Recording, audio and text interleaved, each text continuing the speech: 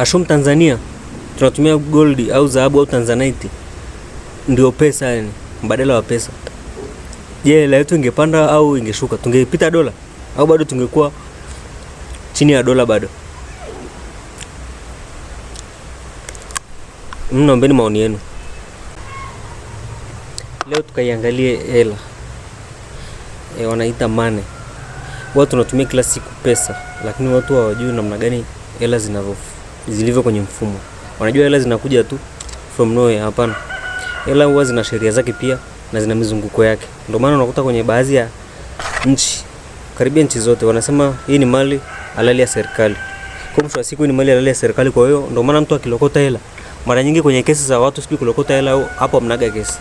Tuachane na hayo. Hebu tukaangalia hela yenyewe ni nini.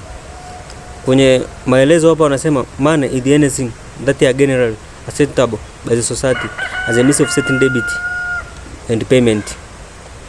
Wanasema kwamba hela ni kitu chochote ambacho mmekubaliana katika jamii kwamba hii ndio tutatumia katika kununua ama kukopesha, yani mfumo wa kubadilishana tofauti ya bidhaa na bidhaa kwenda kwenye mfumo wa pesa na bidhaa. Hiyo ndio tunaita pesa. Kwa kama nchini kwenu mmekubaliana hivyo, hiyo ndio tunaita hela sasa. Ndio maana ukienda nchi mbalimbali unakuta kuna tofauti ya hela. Ukienda Kenya kuna hela zake, ukija Tanzania kuna hela zake. Je, faida yake ni nini ama kazi yake ni nini hasa? Tunaangalia function of money. Function moja wapo of money inasaidia kwenye, inakuwa kama medium of exchange. Yaani hiyo ndio rate ya mwisho kabisa ya kufanya matumizi katika nchi fulani. Mnaweza mkakubaliana kitu, labda mfano tuchukulie mfano labda Umasaini kule. Mara nyingi ukienda kule ukitaka mwanamke wao wana prefer sana sio pesa, wana prefer ng'ombe, kitu kama hicho. Ng'ombe labda sasa hivi naona ndo kidogo ameenda kwenye pesa, ila sio sana.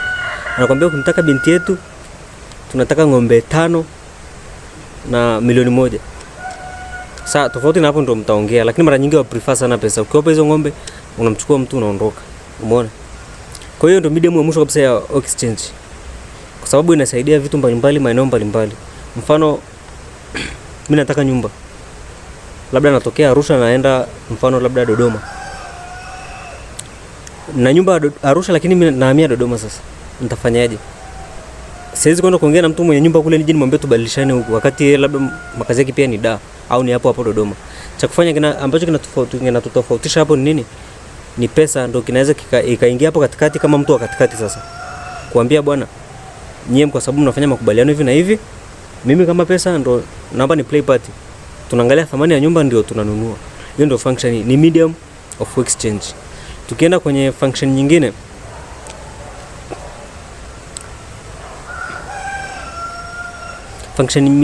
na store value.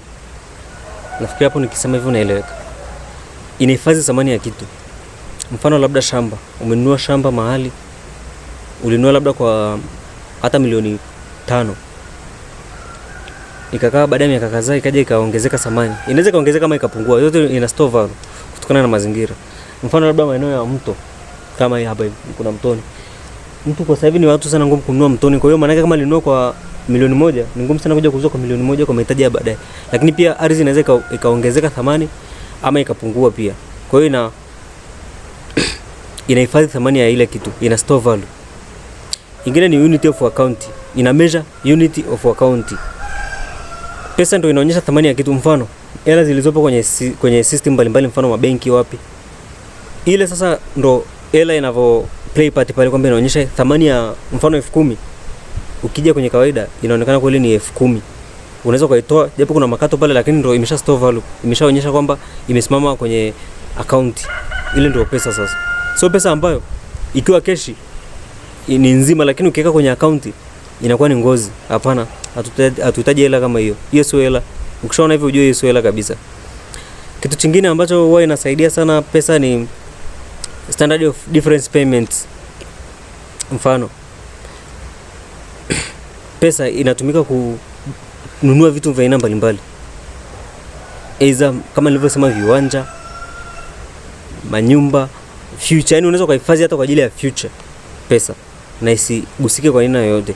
Tofauti labda na ungehifadhi kitu kingine, labda tuseme labda muda mwingine tofauti hata na baadhi ya assets, mfano nyumba, kwa sababu nyumba muda wote inaweza kaanguka, tofauti na pesa.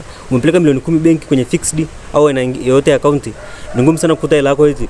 Wanasema kutokana na uchumi wa leo, soko labda au kwenye soko la free market huko, kwamba hela imepungua thamani. Hela yako bana, kwa sababu umeleta milioni 10, hela yako imepungua thamani, basi itakuwa ni milioni 7. Hapana, hiyo ni tofauti kabisa na assets zozote. Kwa hiyo pesa ndivyo inavyofanya kazi sasa. Sasa ili hela pia iwe pesa, kuna sifa zake, lazima iwe na sifa kadhaa. Hatuwezi kuwa na pesa ambayo haina sifa hizi hapa. Moja wapo ni durable. Mfano hii hapa, durable. Durable maana yake ni kama ikukaa, nisemeje nisijui. Yaani ina uwezo kukaa kwa kipindi fulani ama kwa muda mrefu tuseme. Kwa hiyo ina uwezo kukaa kwa muda mrefu hii pesa.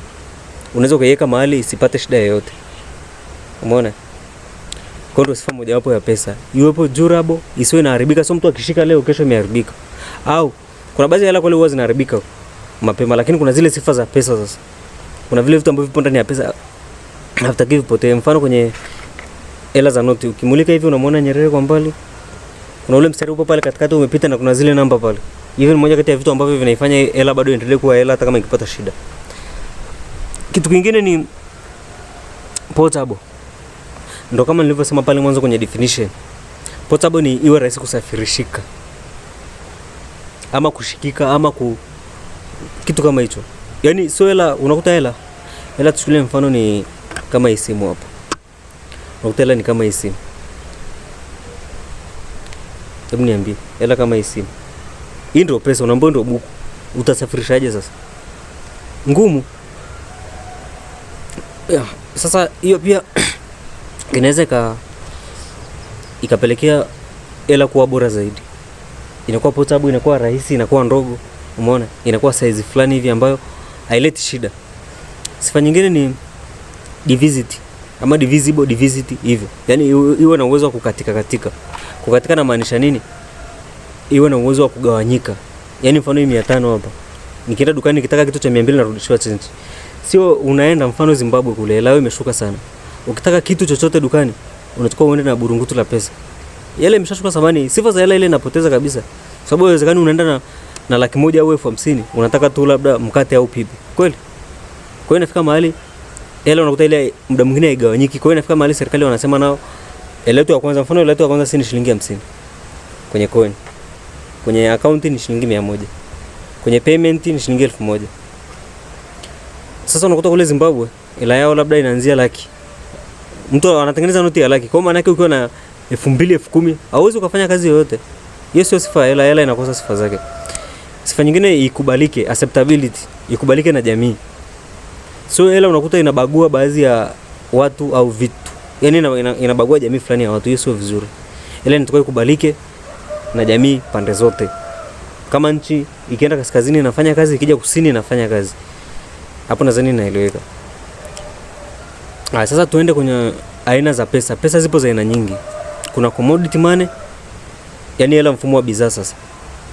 Mfumo wa bidhaa niseme hivi. Bidhaa kama mfano gold. Hiyo ni aina moja ya pesa. Ndio maana kwenye taifa wanahifadhi hela zao kupitia mfumo wa commodity. Mfumo wa commodities money, mfano gold. Wakitaka kubadilishana na dola ndio wanatumia huo mfumo. Aina nyingine ni flat money, ndio hizo ambazo tunazitumia kawaida, mfano hizo za kwenye coin na za noti hivyo. Nyingine ni bank money. Bank money ndio kama hizo ambazo kila siku unaenda kuweka M-Pesa nini, benki, vitu kama hivyo. Haya, je, thamani ya money ipo wapi? Lazima thamani ya money ionekane. Kuna internal value. Internal value ni ile uwezo wa wewe kuitumia pesa katika matumizi mbalimbali. Ndio tunaita internal value. External value ni pale ile ambayo ina uwezo kubadilika kutokana na mazingira. Ushanielewa sijui? Hiyo ndio external value. Tukija kwenye pesa, mfano pakitokea mfumuko wa bei, inflation, pesa pia nayo ina play part yake.